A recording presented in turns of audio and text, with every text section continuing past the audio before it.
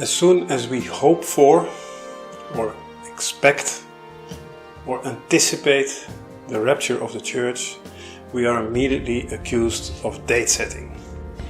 I'm saying we, but I think you know who you are and where you belong.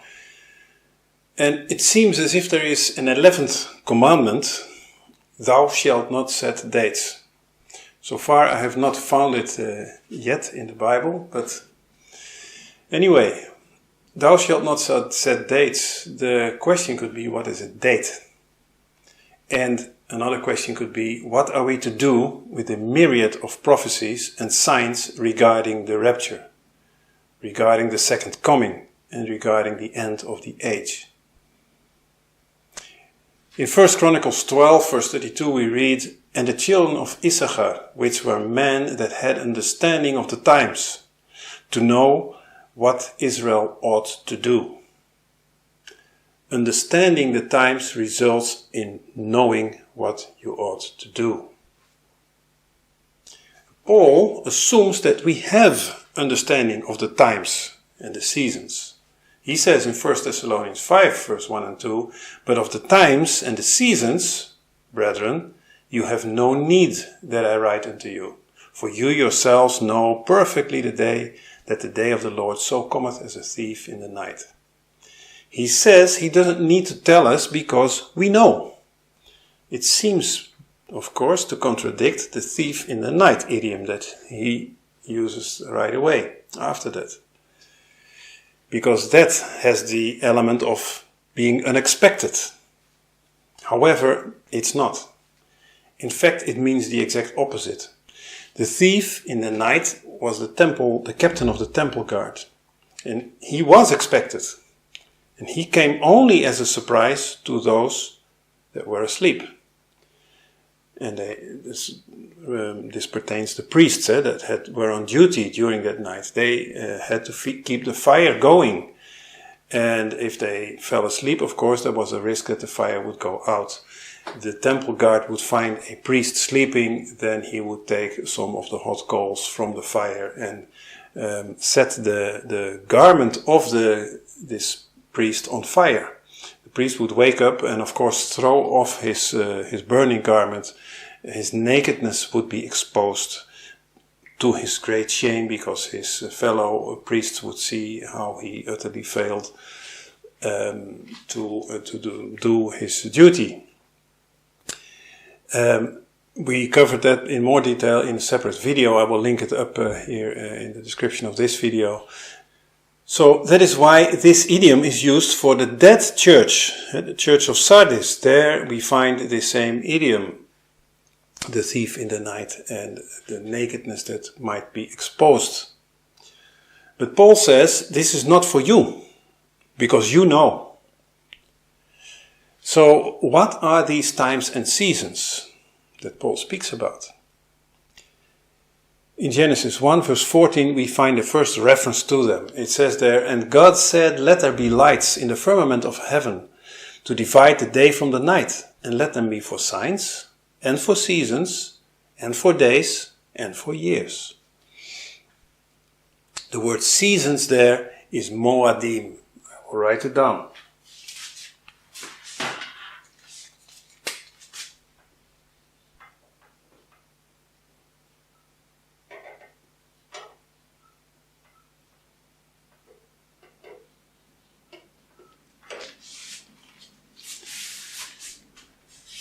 Moadim.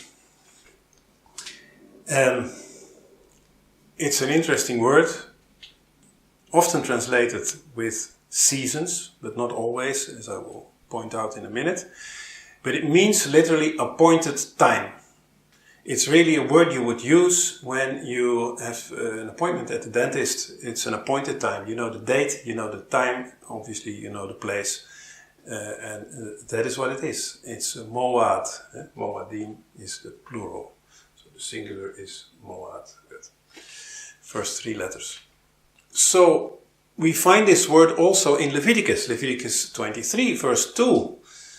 There it says, "Speak unto the children of Israel, and say unto them concerning the feasts of the Lord, which you shall proclaim to be holy convocations. Even these are my feasts.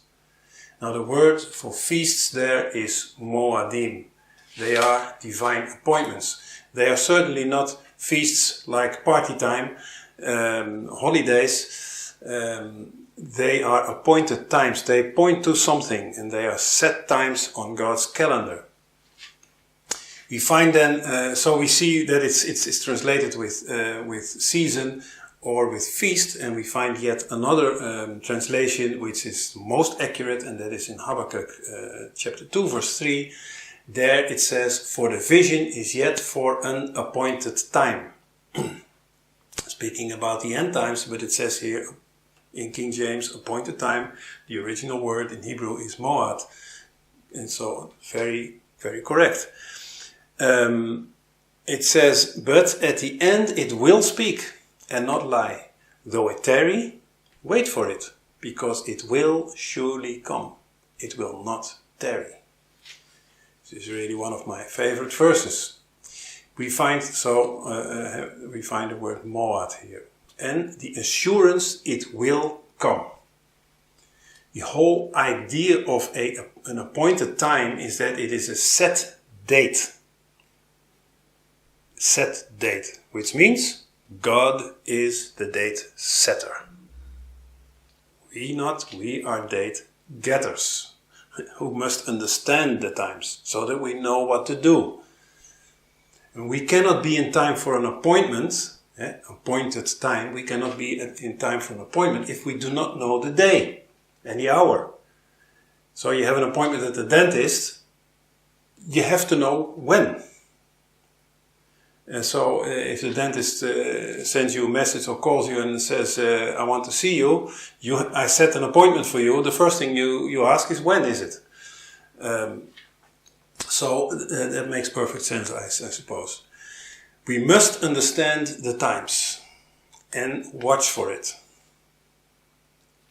In Luke 21 verse 36, Jesus says, "Watch ye therefore and pray always, that you may be accounted worthy to escape all those things that shall come to pass, and to stand before the Son of Man." Watch ye therefore, it says in Matthew 24, "Watch therefore, for you know not what hour the Lord doth come. But know this, that if the God-man of the house had known in what watch the thief would come, he would have watched, and would not have suffered his house to be broken up. Therefore be ye also ready, for in such an hour as you think not, the Son of Man cometh." Watch, that's the instruction. Watch because you know he comes, not because you don't know, because you know he comes. Only it says here, you might not know in which watch. The watch refers here to a period of 3 hours in which the night was divided. It can be the first watch, the second watch, or even the third watch, but you know he comes that night. Another example of this is in the parable of the 10 virgins in Matthew 25. They were waiting with their lamps burning in the night. Why? Because he knew the groom would come that night. They were not there every night. They knew he would come that night. They knew. They just didn't know in what watch. And so it was a little bit later than they expected, and therefore some did not have enough oil. So we must watch in order to know that specific night or day, depending on the time zone. It cannot be night everywhere, obviously. And we have to be awake and ready. Paul continues in 1 Thessalonians 5 verse 4, "But ye, brethren, are not in darkness, that day should overtake you as a thief. You are not in darkness, you are of the light." We must also understand these biblical or Hebrew idioms, like a thief in the night, or no one knows the day or the hour except my Father. I made a video of that a short while ago. These are idioms with a meaning. If we just read them in English and think of it, what the plain words say, we can come to the wrong conclusions.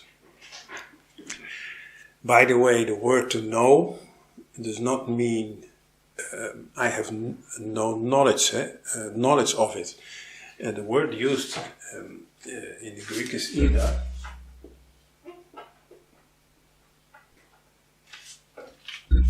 And that word,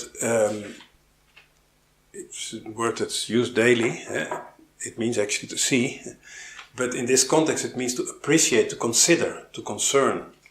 This is what you do by choice. So if Jesus says, no one knows, it means no one is concerned with it. No one appreciates it. No one is busy dealing with this. So we are not date setters, we are date getters or date expectors. We are watching, we are hoping, and we are anticipating. And I often use this word anticipate, and to anticipate means to regard as probable, to expect, or even to predict. And this is according to Oxford Dictionary. Cambridge Dictionary has a very beautiful definition of to anticipate. It says to take action in preparation for something that you think will happen. So you think it will happen. Actually, we know it will happen. But you take action in preparation for that. If you expect, for example, a loved one to return after a long absence, then you are excited. And you will prepare. You will prepare a room, a bed. You will get food in house and all these things. And you will get ready to be at the appointed time at the airport, for example, if he comes by plane, to receive him or her. But then when you are there and you find out that the flight was cancelled, sure you are disappointed. But you don't love the person yet less, and sure you will be there the next day when he arrives on the next flight. And that is exactly what we do. We consider the possibility, we take appropriate action, we are prepared and ready. We anticipate and hope. And when the Lord tarries, we may be disappointed, yes, but we are not discouraged and we are not depressed, and we certainly don't lose our faith over it. And I know that some people go too far and they set everything on this specific day, and then when it doesn't happen, yes, they are really depressed. That is not the right approach. It's not a right approach.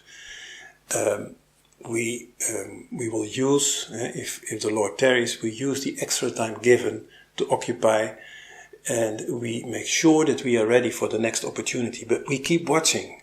I often hear this, we just be ready and don't think about this, no one knows, blah blah.